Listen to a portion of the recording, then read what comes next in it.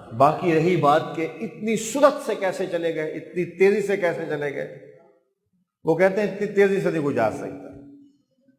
علامہ فخر الدین رازی تفسیر کبیر کے اندر اسی آیت کریمہ کے تحت حد کر دیں، کاش کہ لوگ اس کو پڑھ لیں، انہیں واقعہ معراج پہ تعجب نہ ہو۔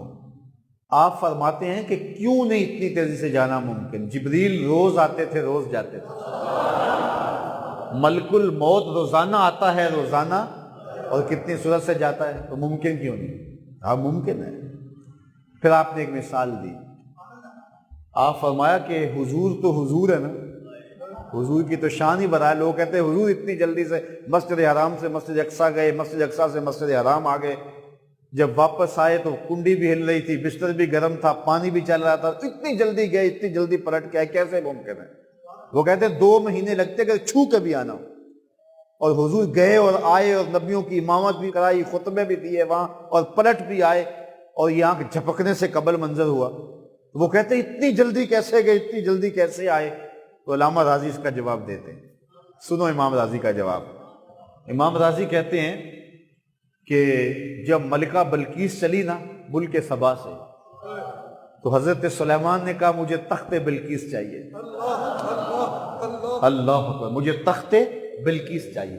ایک جن اٹھ کے کھڑا ہو گیا، قرآن ہے، سورہ نمل اٹھائیے، جن کہنے لگا حضرت میں لے کے آتا ہوں۔ کب لاؤ گے؟ کہا مجلس برخاست ہونے سے قبل۔ مجلس برخاست ہوتی تھی دوپہر کے وقت، اور یہ وقت تھا صبح کا۔ اس نے کہا کہ میں دوپہر تک لے آتا ہوں۔ یہ بہت بڑی بات تھی، 1 مہینہ جاتے ہوئے لگتا تھا، 1 مہینہ آتے ہوئے لگتا تھا، اور 7 کوٹھریوں میں تخت مکفل تھا، پہرے لگے ہوئے تھے، خادم کھڑے ہوئے تھے، اور جو ہے وہ پہرے دار کھڑے ہوئے تھے۔ بغیر کسی مزاحمت کے بھی لانا ہو تو پھر بھی 2 مہینے لگتے ہیں، اور پھر تخت بھی چھوٹا نہیں تھا کہ کوئی چیز جیب میں ڈال کے لے آنی ہے۔ 60 ہاتھ چوڑا تھا، 80 ہاتھ لمبا تھا، اور 1 ہاتھ 1.5 فٹ کا ہوتا ہے۔ شرعی طور پہ جب ہاتھ کہا جائے نا اس وقت اتنا نہیں ہوتا مراد، کونی تک ہوتا ہے، جس سے قرآن نے کہا کہ اپنے ہاتھوں کو دھو، تو یہاں تک دھوئے جاتے ہیں۔ تو 60 ہاتھ چوڑا تھا، 80 ہاتھ لمبا تھا، اور 1 ہاتھ موٹا تھا، لوہے اور قیمتی دھاتوں کا بنا تھا، زمین میں گڑا تھا، قیمتی موتی لگے تھے۔ اس کو ٹکڑوں میں کر کے بانٹ کے لانا ہو تو پھر بھی کئی سال چاہیے، بغیر لڑائی کیے ان پہرے داروں سے پھر بھی کئی سال چاہیے۔ لیکن اس نے کہا حضرت میں دوپہر تک لے آتا ہوں۔ کتنی بڑی بات تھی، لیکن حضرت سلیمان نے کہا نہیں، مجھ سے اس سے پہلے چاہیے، مجھے اس سے بھی پہلے چاہیے۔ اللہ اکبر۔ قال الذی عندہ علم من الکتاب، پھر وہ اٹھا جس کے سینے میں کتاب اللہ کا کچھ علم تھا۔ اس نے کیا کہا؟ انا آتی کا بھی، حضرت میں لاتا ہوں۔ کتنا عرصہ لگاؤ گے؟ کہا قبل ان یرتد الیک طرفک، آپ آنکھ بعد میں جھپکیں گے، تخت پہلے پڑا ہوگا۔ یہ قرآن نے بتایا نا۔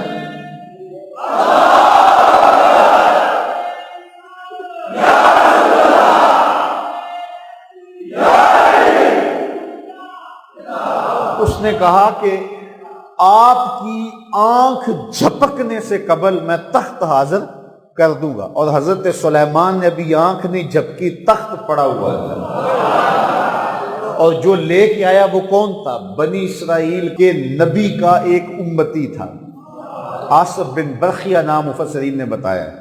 حضرت سلیمان کا خالہ زاد کسی نے بتایا، آپ کا امتی تھا، بنی اسرائیل کے نبی کا ایک امتی آنے واحد میں اتنی دور سے تخت لے کر واپس آ بھی جاتا ہے۔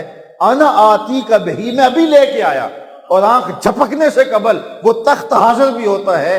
یہ بنی اسرائیل کے نبی کے امتی کی اللہ نے جو طاقت دی ہے اس کا کمال ہے، تو کیا آنے واحد میں مصطفیٰ عرش تک جا کے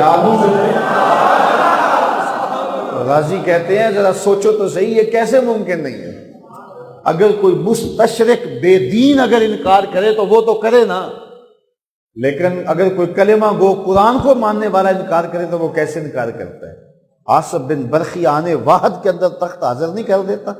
یہ قرآن نے بتایا کہ نہیں بتایا؟ اللہ اکبر۔ تو یہ اللہ تعالیٰ نے شان دی ہے مصطفیٰ کریم علیہ الصلوۃ والسلام کے پیچھے نماز پڑھنے والے، حضرت سلیمان پیغمبر کے پیچھے نماز پڑھنے والے ایک مقتدی کی۔ جب مقتدی کی یہ شان ہے تو مقتدا کی شان کا عالم کیا ہوگا؟ حضرت سلیمان کے پیچھے نماز پڑھنے والے کی جب یہ شان ہے تو حضرت سلیمان کے آگے نماز پڑھانے والے کی شان کیا ہوگا؟ یہ شان ہے خدمت گاروں کی، سرکار کا عالم کیا ہوگا؟ اس لیے حضور کے لیے جانا بھی کوئی مشکل نہیں، حضور کے لیے آنا بھی کوئی مشکل نہیں ہے۔